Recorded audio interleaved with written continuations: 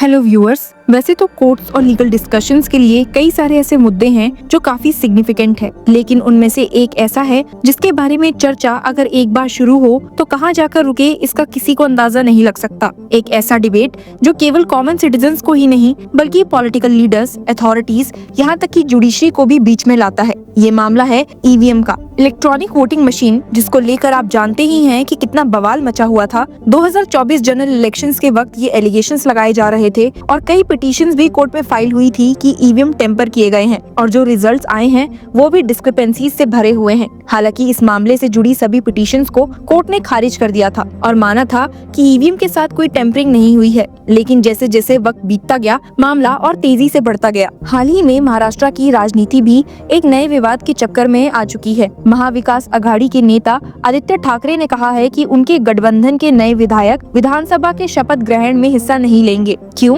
क्योंकि उन्होंने electronic voting machines पर छेड़छाड़ का आरोप लगाया है और कहा है कि ये चुनाव लोकतंत्र की हत्या के बराबर है। आदित्य ठाकरे का बयान है that today we have decided that our winning MLAs will not take oath today. We have doubts about EVM. We are not taking oath today in protest. Democracy is being murdered. Maharashtra विधानसभा का 3 दिन का special assembly session शुरू हो चुका है। This session was convened for the oath taking of the newly elected 288 member assembly, the election of the speaker and the trust vote for the new government. लेकिन महाविकास अघाड़ी के नेताओं ने इसमें हिस्सा लेने से इनकार कर दिया है। कांग्रेस MLA विजय वेदित्वार ने कहा, The results have raised questions. The entire process seems tainted. People are unhappy and something appears wrong. Shiv Sena UBT के आदित्य ठाकरे का इल्जाम है कि ये चुनाव लोगों के मैंडेट का प्रतीक नहीं है। He said, if there was a mandate, people would be happy, celebrate. But they did not even celebrate. We are not taking oath because there are doubts in the minds of the people. आपको याद ही होगा कि Maharashtra assembly election results के बाद कांग्रेस ने election commission of India को एक memorandum submit किया था, जिसमें उन्होंने ईवीएम टेम्परिंग और वोटर डिस्क्रिपेंसीज से जुड़े अपने कंसर्न्स लिखे थे और अपनी प्रेयर में इलेक्शन कमीशन ऑफ इंडिया से उन सभी इश्यूज पर जवाब मांगा था। हालांकि इलेक्शन कमीशन ऑफ इंडिया ने इस मेमोरेंडम पर अपना इंटरिम रिस्पॉन्स देते हुए ये कहा था कि ईवीएम के साथ कोई भी छेड़छाड़ नहीं हुई है, लेकिन फिर भी उन्होंने इस पर एक डिटेल चर्चा करने के लिए कांग्रेस डेलीगेशन को 3 दिसंबर को एक मीटिंग में बुलाया था। अब उस मीटिंग के आउटकम्स क्या निकल कर आए हैं ये तो नहीं पता, लेकिन ये जरूर पता है कि महाराष्ट्र विधानसभा के स्पेशल असेंबली सेशन में महाराष्ट्र के नए मुख्यमंत्री देवेंद्र फडणवीस ने शपथ ली है। साथ ही deputy chief ministers Eknath Shinde और अजीत पवार भी शामिल हुए। महायुति गठबंधन जो बीजेपी, एकनाथ शिंदे की शिवसेना और अजीत पवार की एनसीपी का मिलन है, ने इस चुनाव को 288 में से 230 सीट्स के साथ जीता है। बीजेपी ने चुनाव के बाद सीएम के नाम को फाइनलाइज करने में 1 हफ्ते का समय लिया था, जो आदित्य ठाकरे के लिए एक और मुद्दा बन गया है। उन्होंने इस पर कहा है that the BJP-led coalition took a week after the results to decide on a chief minister. This delay and lack of transparency undermined democratic principles. उन्होंने बीजेपी की सरकार को अनार्की का उदाहरण बताया जब उन्होंने बिना क्लेम किए शपथ ग्रहण की डेट अनाउंस कर दी। आदित्य ने ताना मारते हुए कहा है that rules seems to apply only to opposition parties. Mumbai के आजाद मैदान में महायुति की ग्रैंड स्वेरिंग इन सेरेमनी में prime minister Narendra Modi, union ministers और एनडीए के अन्य नेता भी शामिल थे, लेकिन ऑपोजिशन ने इस ग्रैंड इवेंट का बॉयकॉट किया। आदित्य ठाकरे ने कहा, we have boycotted the swearing in ceremony today because democracy is being murdered through EVM. We have doubts on EVM.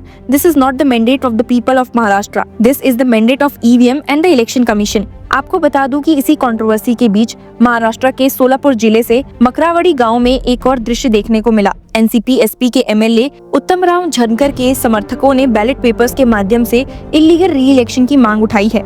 गांव के कुछ लोग बीजेपी के उम्मीदवार राम सतुपति की जीत से नाराज थे, लेकिन प्रशासन ने इस मांग को इलीगल और एंटी डेमोक्रेटिक करार दिया है और तुरंत रोक लगा दी। एक स्थानीय नागरिक जयेश ने कहा, These people are challenging democracy itself. Let's not forget the EVM was introduced by Congress.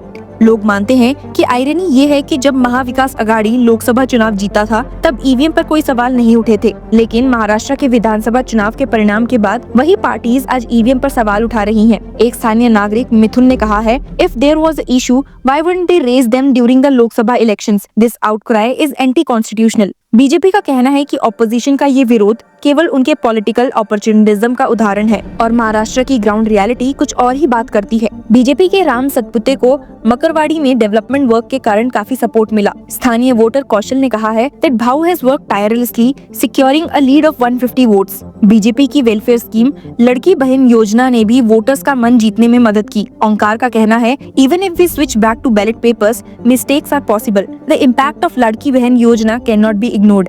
इसी पर ईवीएम टेम्परिंग के इल्जामों पर बीजेपी ने प्रतिक्रिया देते हुए कहा है कि ऑपोजिशन सिर्फ एक हार का इमोशनल रिएक्शन दे रहा है। एक स्थानीय नागरिक आलोक का कहना है that why didn't these objections surface during the Lok Sabha elections? When results favor them, it's acceptable. When they don't, they complain. पर जो भी है, महाराष्ट्र की ये कंट्रोवर्सी एक बड़ा सवाल उठाती है कि क्या चुनावी व्यवस्था में सचमुच ट्रांसपेरेंसी की कमी है या फिर ऑपोजिशन सिर्फ अपने हानि को जस्टिफाई कर रही है। मकरवाड़ी के एक स्थानीय नागरिक दिनेश ने कहा है if EVMs were tampered with, our MP candidate would have won, but we have never complained. Unlike others, we respect the mandate. शायद महाराष्ट्र के लीडर्स के लिए समय आ गया है कि वे गवर्नेंस और डेवलपमेंट पर ध्यान दें और वोटर्स के मैंडेट का सम्मान करें।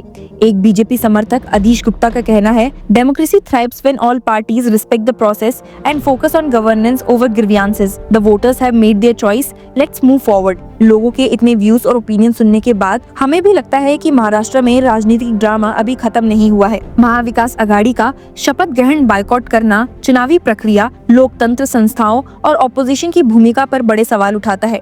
जहां बीजेपी और महायुति गठबंधन गवर्नेंस और विकास पर ध्यान दे रहा है, एमवी अपने इल्जामों के माध्यम से इलेक्टोरल प्रोसेस पर फोकस बनाए रखना चाहता है। लेकिन लोकतंत्र तभी मजबूत होता है जब सभी दल उसके फ्रेमवर्क का सम्मान करें।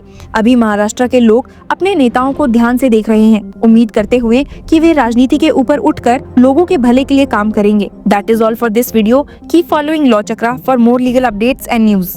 Hello law lovers and justice seekers, welcome to law Chakra. हम आपके लिए लेकर आए हैं कुछ बहुत ही exclusive. Introducing law Chakra prime membership, जो आपको देगा exclusive access like never before. चाहते हो कि सबसे पहले आपको मिले latest legal updates? Law Chakra prime के साथ आपको मिलेगा early access to exclusive content, critical case analysis, courtroom बैठ का ब्रेकडाउन, वो भी बाकी व्यूअर्स से पहले। मोर अपडेट्स, मोर एनालिसिस, यानी कि फुल इनसाइडर एक्सेस, वो भी बस घर बैठे। यही नहीं, प्राइम मेंबर को मिलेगा access to exclusive interview session with renowned जजेस, लीगल एक्सपर्ट्स एंड लॉयर्स। ऐसे इनसाइट्स जो आपको कहीं और नहीं मिले।